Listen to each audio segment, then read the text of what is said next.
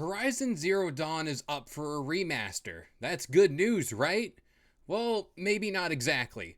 For a game that is only 5 years old, this could spell a lot more trouble for the gaming industry at large. Find out why, up next.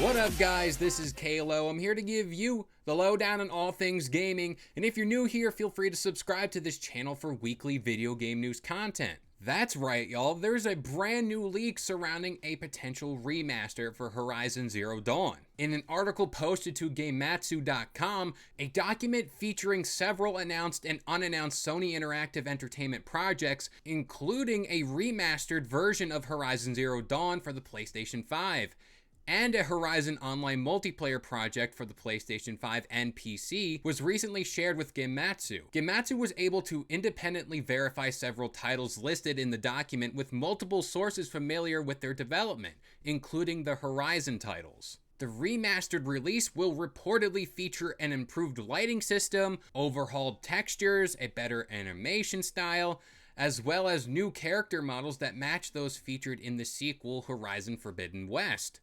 The accessibility options, quality of life improvements, and graphics mode of the sequel are also said to be a part of this new release. Now, when talking about the new online multiplayer project, it is said to feature customization around various tribes of the Horizon franchise. However, those details cannot be verified. Also, this move isn't too far off of the course of what Sony has done over recent years. Now, you can move your attention to the wildly popular The Last of Us franchise, which originally released on the PS3 in June of 2013. Then, a whole year later, The Last of Us Remastered was released on the PS4 of July of 2014. And just when you thought it was over, a remake of the original was just released, being titled The Last of Us Part 1 in September of this year for the PS5. Now, I get the whole remastering of games not only keeps the game alive in spirit, but nowadays it seems as if, well, at least most of the big box releases of this calendar year were primarily focused around remasters or remakes. When looking at Horizon Zero Dawn though, the game was just visually stunning and still holds up even today with the most modern releases. But with the game only coming out, like I said, 5 years ago, it seems as if there's some blurred lines here when talking about what constitutes a remaster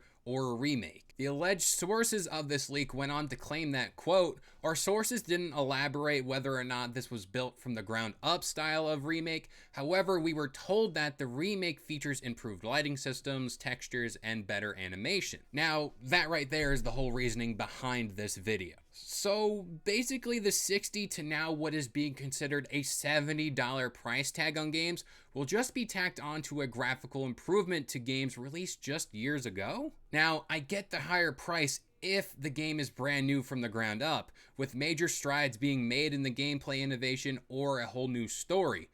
But why don't we just buy the original game if it still looks amazing? Now, if Sony wanted to release this remaster alongside the game's upcoming sequel like Spider-Man did with Miles Morales, then sure, have a field day. But again, personally, I just feel as if the assets used on that remaster could have been allocated somewhere better, whether that be on Horizon Forbidden West, or here's a crazy idea, a whole new game. Also, wild speculation here, could this remake or remaster be tied to the Horizon TV series? And it could very well happen, especially given The Last of Us Part 1 remaster came out just before the TV series that has yet to release. I don't know, I'm just trying to justify this all. I also feel as if Sony is really trying to push properties like The Last of Us, and in this case Horizon, in front of as many people as possible. So, by releasing these remakes every year or so, you'll be reminded that this property still exists.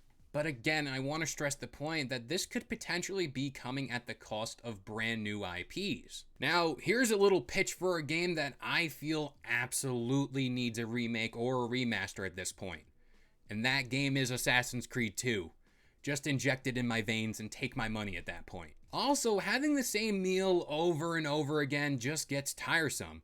So if Sony just keeps re-releasing these remasters shortly after a base game comes out, it really won't be a worthy investment in the original game, only knowing that a better looking / slightly better performing version of that game will come out in a few years' time. But per usual, I'm gonna pass this question off to you guys. Are these remasters ruining the gaming industry by taking away from potentially new innovations or new IPs in the space? And honestly, how long should a game breathe before a remaster or even a director's cut be re-released? For me personally, I'd say a good 6 to 8 years.